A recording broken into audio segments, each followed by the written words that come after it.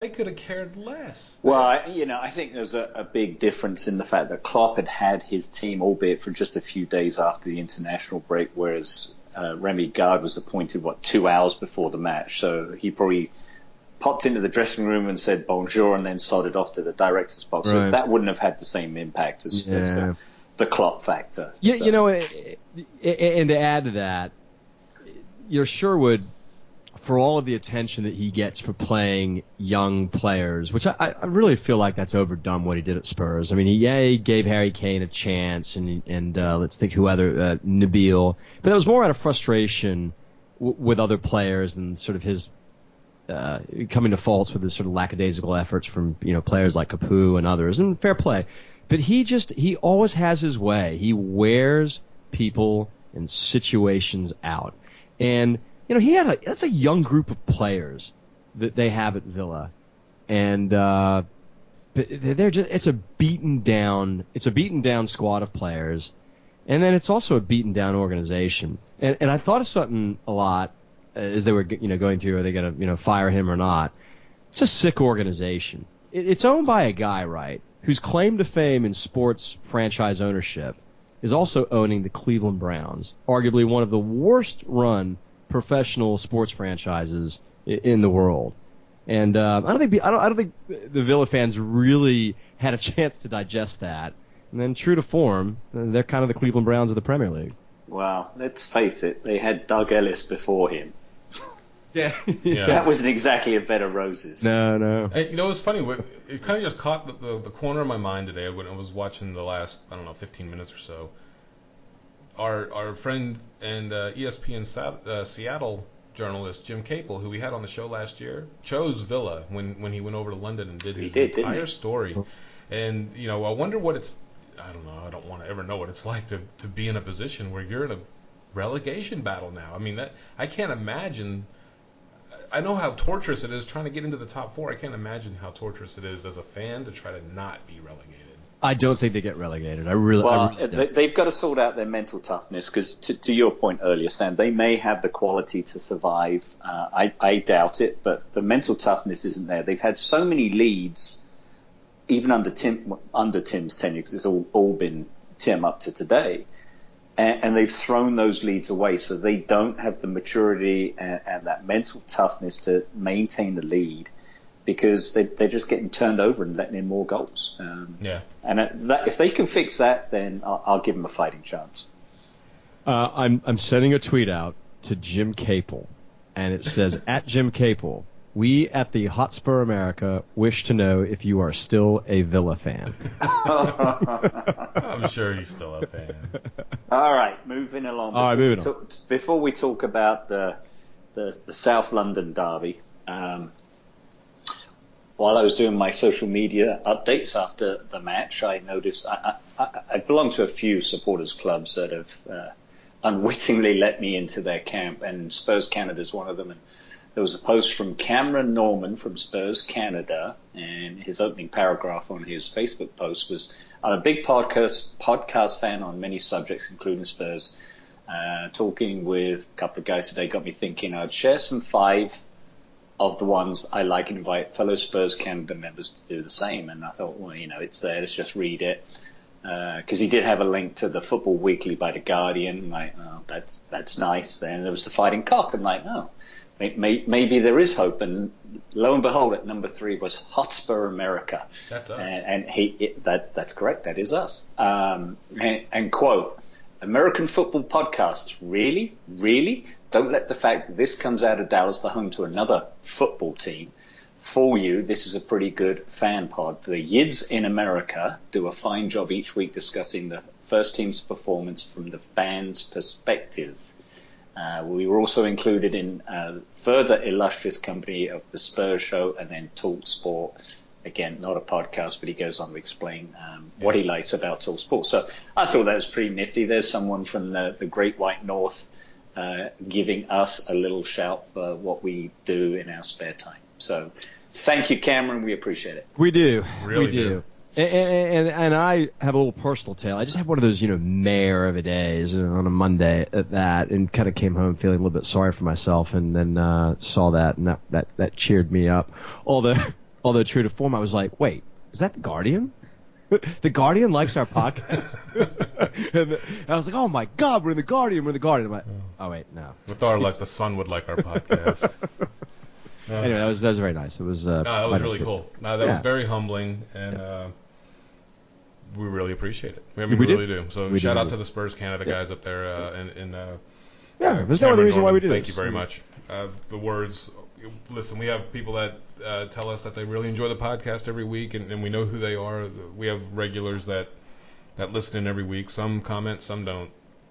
For those of you that have taken the time to set this up to where it downloads on your device or listen streaming on Spreaker, we really, really do appreciate you. Really do. It's not terrible entertainment for free, right? I'm just guessing. I don't know. No, it's worse than terrible. It is worse than terrible. But it's still free. But it's still free. All right. If you pay us, no, forget about it. Moving on. Yeah. Anderlecht. We kind of talked about that last week, didn't we? Yeah. I can't remember. I kind of forgot how good they were. Like, you guys mentioned something when we were going over the Anderlecht away fixture. And then I think it was Ken who talked about the 3-3. What a result that was! Remember, they were 3-0 down in that match at Arsenal. At Arsenal, and they came back and won 3-3. Well, they won 3-3. Excuse me, they drew. Sorry. Well, they won our hearts. They won as far as we're concerned. Sorry, they won 3-3. Yeah, that's why it's free. But anyway, yeah, they're not that bad. Except their record in Europe has been dreadful. Like they'd hardly won in like 18 games or something. So Dr. Tottenham went to see, but maybe they're not that bad. I thought we'd run through them, we didn't, and maybe that home fixture is not going to be that. You know what's with the new job? I haven't seen 1 minute of Europa League action. Oh yeah, no. I saw highlights. I think of Karabag. So that's all I've seen. But I hate watching those games. I don't know why. I think Thursday. Listen, different. Pochettino's already said, listen, fixture congestion is fixture congestion. Everyone has to go through it. We put ourselves in a position last year by finishing where we finished, where we play in Europa League, and that's fine. Listen, the fact that we play a Monday game before a Thursday game before a Sunday game, I get it. It's tough, especially when that Sunday game is North London Derby away, so to speak. I think they're still away, 100 years away from where they should be. But the fact remains that we go into this Anderlecht match, at least it's at home. We don't have to travel. Football players love to play football. I don't think it really makes a hill of difference to Harry Kane or Eric Lamela or Christian Eriksen or anybody else that they are going to have to go out there and play. Do I fully expect to see Wimmer and Kieran Trippier and Ng and maybe Son in that match? Absolutely. Some of these guys are going to need a little bit of a breather, and you want fresh legs, but in the same breath, is there Champions League football this week as well? Yep. So Arsenal play too. Yeah, I think they have Munich. In fact, they play Bayern Munich again. Yep. And they have to win that match. And that game is away, so they get to travel to Germany. Can they still get out of that group? Oh, the hell with them. I don't give a shit about them. No, forget about them. Do we need to beat Anderlecht? I kind of think we do. Yes. So it's not like I'm not so sure I that think we do because we're in third place in the table. Yeah. We at least get a point out of that, but I would like to see us get all three. We could use it. Well, think of this. I mean, that's a good Karabag team, right? So we'll have Monaco, which is no pushover at home. Anderlecht, thankfully, at home.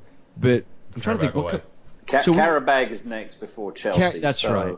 Yeah. That's the problematic fixture because we had hoped, as optimistic as we are, that if we'd beaten Anderlecht home and away, then we could have pretty much cruised the group stages and sent a weakened side out to Karabag. Now, of course, you have to realise we're now playing not the Chelsea that we might have anticipated when we said that. Not that we should take them lightly. And hopefully that's Jose's last game and we can kind of put pay to his antics in West London. We'll have to see. But that does present a daunting proposition for us because of the travel. And then it's a bloody 6 a.m. for us, but it's a 12 noon kickoff on Sunday. How ridiculous is that? Yeah. Is it? Yeah. Yeah. Oh, I didn't know that. Oh, that stinks. Well, noon, 4 o'clock. I guess you split hairs at the end of the day, but. Well, this week speaks to. I mean, Ken, you're right. I mean, I'd like to see us play sort of fringe players in this fixture. Mm-hmm. Turns out that that last fixture was, when you put it within the context of having the North London Derby 3 days afterwards.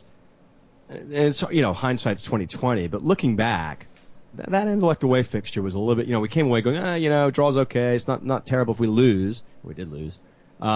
But it does put lineup pressure on us, because we kind of need to win this game. I mean, the other two games we have in the group aren't going to be pushovers. Monaco will be tough, and Karabag away is definitely going to be tough. They're a good team, and they're away. Well, it's been a pretty crappy week from the schedule maker's perspective, having played on the Monday, now knowing that you've got 3 days before you're ready for your next match, and 2 days for one after that. So effectively, we're playing 3 games in 7 days. Mm-hmm. Which who else was doing that in the league? No one. Yeah. Arsenal played on Saturday, so they'll be playing 3 in 9 days, and it is what it is, and we can't make excuses for something that hasn't happened yet. But fair play to him, he hasn't. He really hasn't. He's really stayed away. I think he's confident in the team. Listen, we haven't lost a match since the opening weekend, and we shouldn't have lost that. We deserved a point, at least. And look, we'll get an international break right after Arsenal, so you either throw it all out there and then say, all right, take a deep breath. Then you come right back. We do the same thing, 3 and 7, and you have Karabag sandwiched around West Ham and Chelsea. So, and then you go to West Brom and play up in the Hawthorns, which is never really all that fun. It's like going to Stoke. So, it's starting to, it's that time of year, November, December, January. Everything is going to run 2-3 matches a week, and it won't be long before we're doubling up on matches within the league. Yep. And then you have FA Cup starting. But Kenny, I mean, bring it on. I say. I say too. Oh, sorry. Go ahead. No, I was just going to say, look, this is part and parcel of playing top flight football. Get used to it. Yeah. So we've got to get used to it. So we've been playing one a week for so long, and now they're starting to come thick and fast, and that's what happens. I think Vertonghen was quoted after the match, because that was his 100th appearance for Spurs. It's like, isn't it ironic that you have one player playing his 100th game for Spurs as young Onoma plays his first Premier League game for Spurs? But anyway, Vertonghen said, we live for football, and we want to play in as many games as possible. Yeah. So that's the attitude of Tottenham, where you get a lot of players, I'm a bit tired, I don't think I want to play this week. Yeah. So guys who want to play together. Yeah. Right. Listen, and when you're on the bench at Tottenham, all you want to do is play. And you look at the quality we have on our bench right now. If I'm a first teamer who's in the starting 11, I'm not giving up my spot. If I have the opportunity to go play against friggin' Anderlecht, I'm going to play against Anderlecht. I don't care if it's for 60 minutes or 90 minutes. I'm not giving up my spot. Then Sunday rolls around, and Mauricio Pochettino looks at the team sheet and goes, maybe you're still a little tired. I'm going to keep you on the bench again. And then it snowballs from there, and you never touch the pitch again, a la Andros Townsend. Competition is fierce. We talked about Nabil earlier. He is going to have to play exceedingly well when he gets his chance to earn his spot back. So what better of a situation would you want? We believe, and you mentioned it, Ken. He was Messiah last year. Oh, he's going to be so great. Oh, he's going to be this. Yeah. Now he's fighting for a spot, and I think that's great. Yeah. I think it's absolutely fantastic that we've got that kind of depth. So let's talk about the Woolwich and the trip to the bus stop in Tottenham. Mm-hmm. Congrats on Swansea fans for that, by the way. Yeah, you're just a bus stop in Tottenham. So it's the second of the 3 matchups. Arguably, we could get them in the cup again. It's not unheard of to face them 4 times in a season. So, do we start with how you think we're going to do? I think we've already figured out, look, it ain't broke, so you don't need to fix it. It's probably going to be the same lineup. Maybe Rose is not fit, but I think Davis can slot in there. He was doing pretty good before Rose came back and took his spot, in my opinion. And he's a better defensive left back. Rose is there to play against the Villas of the world, where he can be more of an attacking option, because you don't have to track back so fast. Davis is a much and I think we need Davis to we need a settled back 4. We need Dyer and Ali breaking everything up in the midfield and distributing to Lamela, Dembele, and Eriksen,